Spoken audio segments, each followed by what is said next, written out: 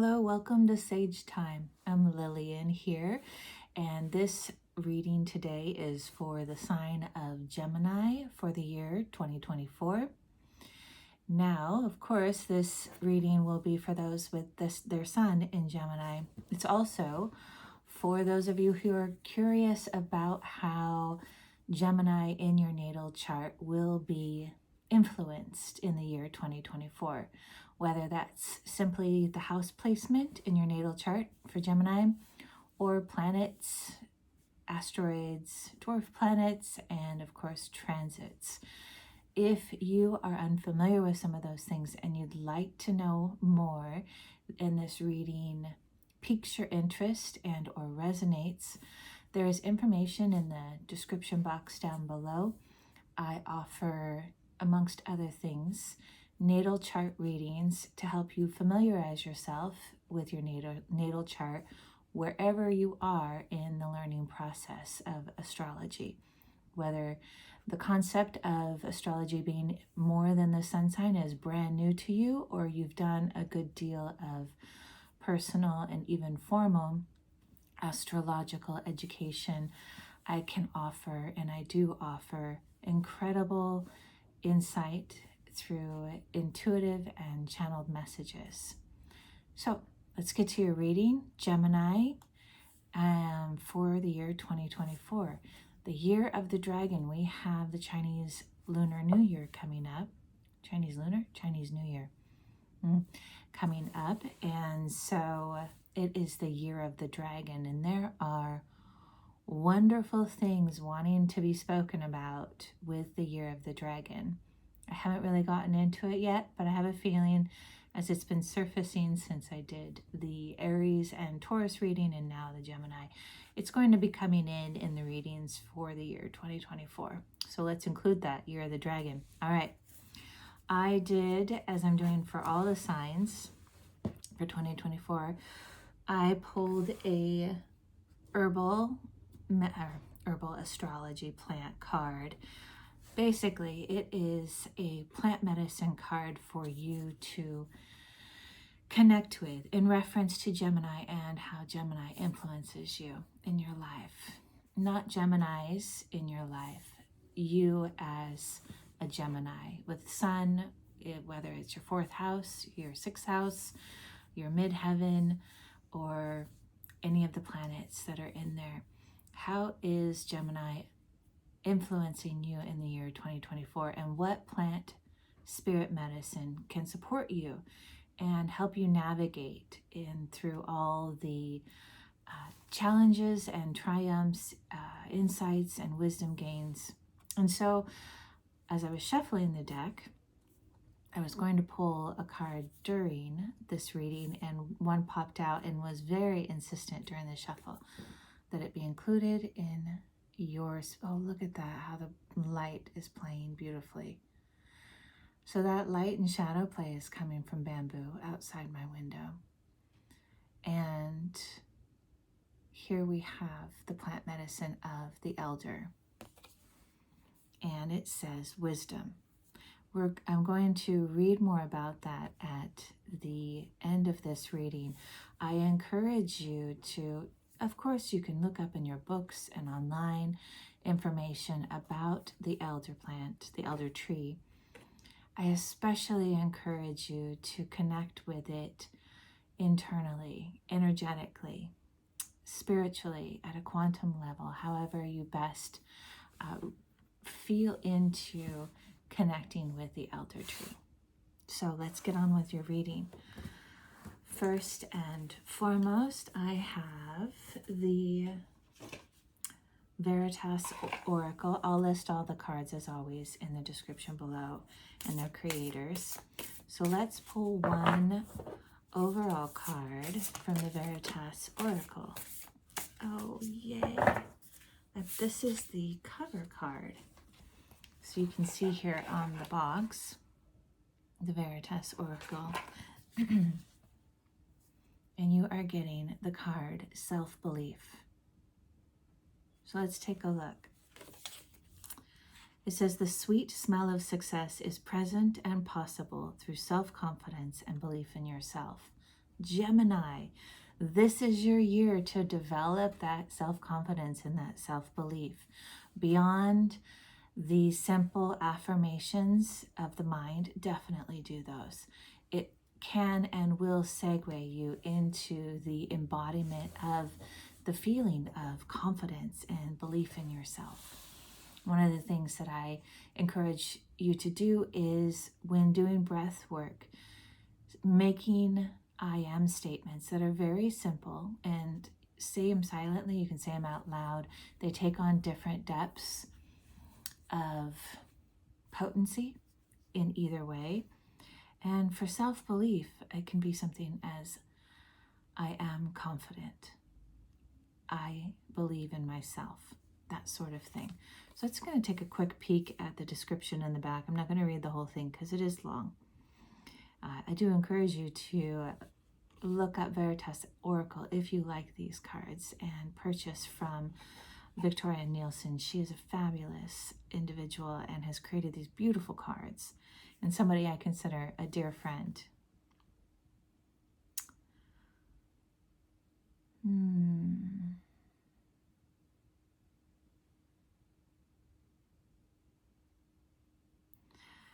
She mentions here the impossibility of the bumblebee in its structure. It's something I've spoken about many times as well.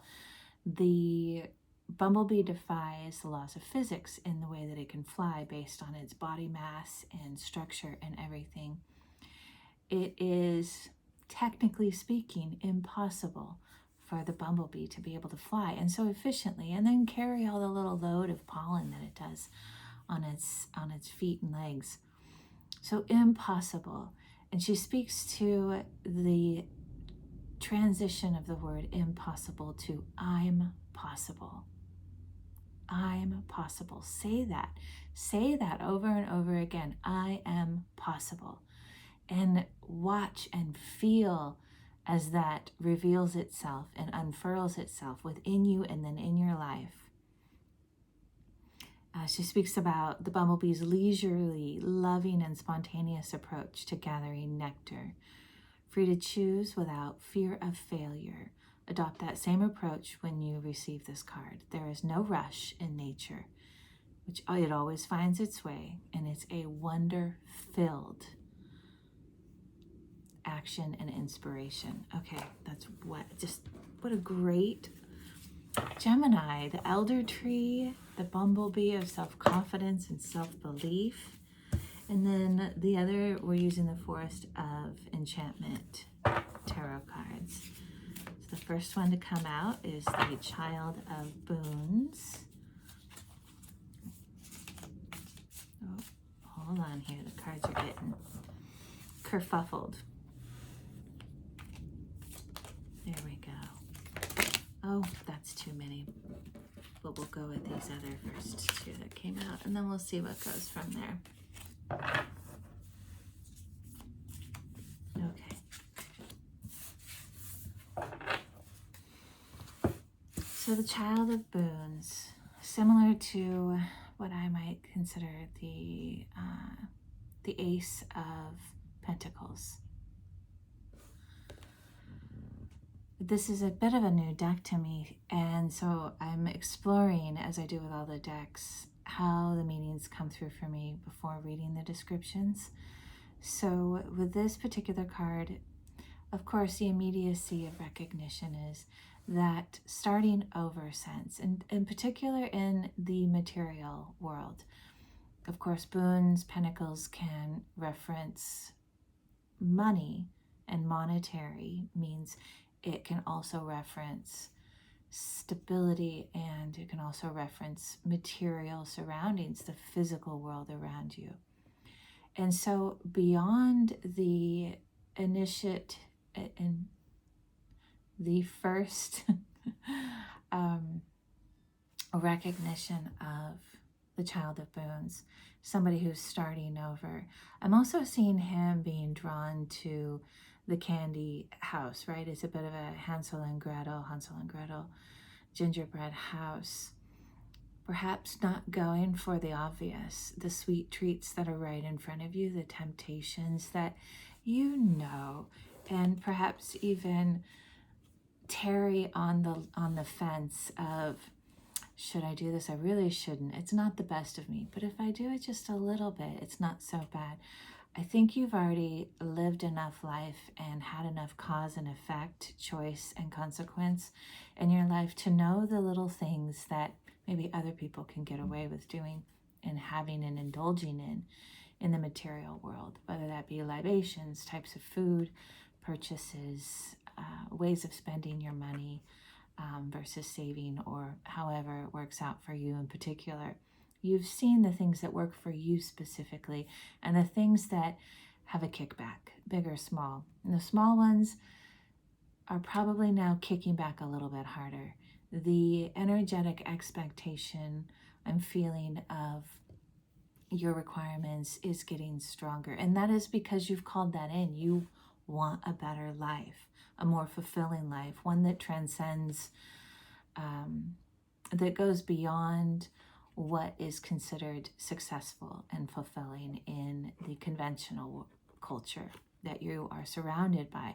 You know there's more to you, and you know there's more to life. And so you've been pulling that in and calling that in. And of course, life then responds and says, okay, yes. And in order to do that, there needs to be a balance and a response ability on your part to make even better best choices. And this is talking about best choices in the external world, not so much in the mental or emotional or consciousness. Of course, it plays all in, but in the things that you purchase, you engage with. That can be other individuals as well. But I'm really feeling into things of the consumerism field and looking for things that are maybe not always considered by culture a consumerism sort of interaction, but they really are, and you'll know it. So spend time in contemplation and awareness. Watch how life informs you of how things are working and are not working. And of course, that takes time and awareness, which requires a slowing down so that there is a more astute perception of that. There was something else that came through. Starting over, child. I see the tree in the background. I'm forgetting what this tree in the background is called right now, but I recognize it as one of the ones that comes up and comes to fruit in some of the harshest times of the winter. So there is abundance. It's behind you, and it's natural, it's healthy, and it's been there the whole time. I think there's several of them behind him. So turn away from the obvious temptations, the obvious leanings into what abundance is for you, and look more to the lush and rewarding returns of abundance and circulation, however they show up, that's really provided to you in more of a spiritual sense, in a way that doesn't seem so obvious. And I love that this came out next, the Two of Visions. I feel this incredible, you have or are about to or are in the process of making incredible kinship connections. I feel like it's more than one. There may be one that really stands out. This is a powerful love between the two. You can see they both have on their lapel a rose, a red one and a white one, and they are engaged here through the sight, and the rose is near their hearts. Their palms are connected and interacting, and their lower chakras are also connected and aware. There is a full body and spiritual connection between you and another person. And I have a feeling that this first exchange and interaction is one that's a bit of a exponential domino effect. It is so fulfilling, Gemini. It is. And this other individual in particular, they're very different than you. There's a contrast. the blonde hair between the dark hair, the light clothing between the more vibrant clothing, even the expressions. There's a very unique difference between the two of you, and it's so enriching to you and them. I'm not feeling necessarily romance to it, but I'm feeling the kind of love that has that potency that we often feel from romance, and not the quick flash in the pan. It's the kind that of love that digs deep and perseveres and doesn't need to be and do a lot for each other. It can, but it's all rooted in this very patient reverence for the self, which is then seen by the other, and vice versa. I'm delighted you are so in love with this friendship because you are so in love with yourself. Congratulations, Gemini. I think this card came out, in the Taurus reading, the Eight of Boons, and it's speaking to the same thing in many ways. It's a increase in potency to the creative magic that is coming through in your creative endeavors. There's a source potency and a source light that is many of the colors of spectrum, and it's coming from within you, from your practice of connecting with source, and it's moving through you like practices of qigong will move energetic centers up in through the heart and torso and out through the hands and other areas of the body. If you've done any qigong work, this Eight of Boons is speaking to that presence. She's very focused, she's focused at the work at her hands, not so much what is glowing and cultivated and growing beneath her. Most likely she knows that's occurring. I feel her feet are very rooted in the ground, and her base sitting on the rock is very rooted. She's in her root chakra, and it's showing there in the red and then the orange from the sacral chakra. These are connections and clear and clean cultivations of the safety and knowing and trusting of self with the creative potency that's coming in from the soul, the solar plexus, into the sacral chakra, and then being pulled up into her heart, coming through her hands. And her focus is there on the finite detail of just simply weaving the few threads that she has in her hand.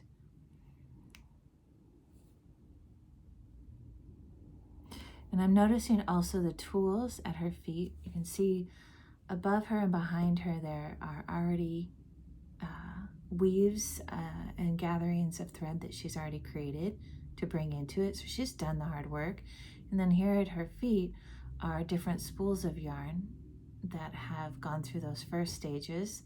And then here is one of those, I don't know the words for it, but the brushes that they use to refine and separate bundles of wool, for instance, and creating more rough threads of yarn that are then eventually spooled and finally brought into preparation. So it's a many step process. It requires a great deal of patience, and in order to have any enjoyment, like the bumblebee, alongside the patience comes in a deliberate presence of enjoyment. And that's really what's allowing that source energy, that source light and color spectrum to come through at a automatic cultivation. What's the word for that?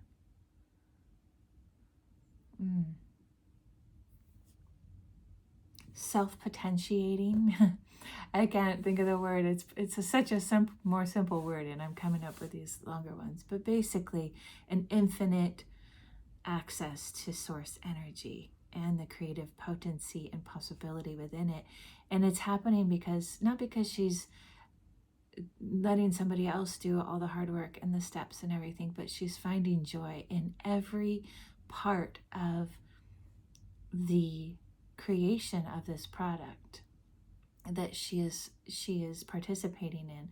And she recognizes that's part of what alchemizes and enters the magic, the energetic consciousness into the product she creates, which provides its potency, its aestheticism, its beauty, and really its propensity to be wanted by others for purchase and use and ability to fulfill their needs. And I wonder, as I'm looking at this, yeah, this is a solo endeavor. However, the encouragement and the connections of these kindreds, of this relationship and relationships that you are developing, is offering an energetic support of circulation that's keeping any other influences of malintent or distortion, simple bumps and hurdles of life. It's keeping that in motion so that it doesn't get stagnant and interfere with your process. And also in the motion of things, it's breaking it apart. And it's breaking apart those more dense intentions or thoughts or whatever of others that are influencing you. It's breaking that apart because of the circuitry of love between you and your work, and you and another and others that you're connected with. So let's look at the elder tree. Where's my book? Oh no, I don't have my book. Okay, well, all things occur for a reason. I took it in the other room. And I would pause this video and go get it, but I'm hearing no. So let's connect with the elder tree, because that is what's being asked of you. It's an elder tree. It's a tree of the angels, of the highest council of celestials. It's a tree that embodies and draws in and brings to fruition that wisdom of stardust from hundreds of millions and billions of light years away. It is the essence that can be connected with in a true plant form, spirit, energetic essence that is calling you to develop that. You'll notice on this channel, I made recently a plant medicine, plant spirit medicine journey video with Tulsi, holy basil. I encourage you, if you haven't watched it, watch it and watch it all the way through. I know it's a bit long, but that will prompt ideas and openings and activations, as well as it provides, there's medicine within the video in and of itself, but it allows you to look at some tools that you can use or alter for your own best manner of connecting with plant energy, its spirit. And this is the encouragement. Now there's a shape. I wonder if that's relevant. Below the astrology sigils there, which I'm seeing are Jupiter and Pluto, right? Yeah. Jupiter and Pluto. So you've done some dark night of the soul work, some intense dark nights. I'm feeling some it's been very difficult for you. Not because you weren't already equipped with skill and resilience and ability, but because the particular dark nights, the shadow work and the delving into or being even pushed into the deep end of the darkness that you have been working with has been a big jump requirement in your next level of development. And you stood the test of time, the hundreds of millions and billions of light years of time. You moved through that, and you moved through it in a way that maybe you don't feel was graceful, but it was. given the velocity and intensity of requirement that came upon you in this journey. And it was long, wasn't it? And it took everything out of you and from you. And by doing so, what you brought back into you, some of that was from before, but it was cleaned up and smoothed and re-edged like a river on the stones over many, many years. New shapes of aspects of you that once were have returned, and also in the returnings of you, much more that is new and not considered possibility of ways of being is what has come back. And that's come back from the stars, from the celestials, from the other realms, your friends and companions that have been by your side, have been watching you and holding love and safety, even when it didn't feel safe and things didn't really look like they were safe. They were making sure that you were brought through the passageways, that you would succeed, and you have. And this elder tree is an iconic, it's like a statue, but a live statue being raised in your honor. My Gemini friends, all of you with Gemini in your chart, you have done some work. And you've done it powerfully, and you've become part of the stars. The stardust that is so ancient and so wise is within you. Thank you for the work you've done and the work you continue to do. You know, sometimes we keep things light and we focus on the connections. And we're keen on the productivity and what it can bring back. But this, I'm feeling and hearing, this is the truth of you. Feel that, experience that, and travel with it. Connect with it within you. Let it take you on journeys and reveal things to you about yourself that you didn't even know were possible. Let it open up within you and teach you and guide you. Because now I'm hearing the learning that was so arduous and even devastating before, during those darker travels, is now heralded with song and delight, and it's enjoyable, and it may still have challenge to it, which quite honestly, I think at this point you'd be bored if there wasn't challenge, but it's not the kind of challenge that feels like it's bringing you to your knees in a bad way, in a way that's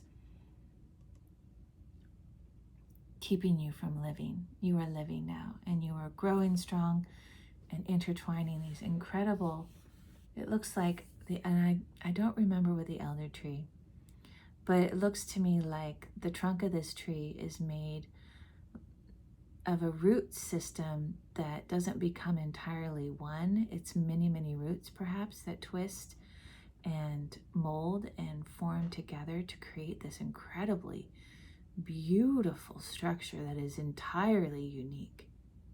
It might be hard for some to accept because you're so beautiful and you're so extraordinary and so uniquely you that it isn't conforming with the status quo. And that can feel challenging to others, because it is a challenge to others, not from you, but simply the process that is required. We like to think that we look back on history or even present day people that have accomplished great things. And I mean great things like in the sense of for humanity, for the planet and the ecosystem, for spiritual evolution.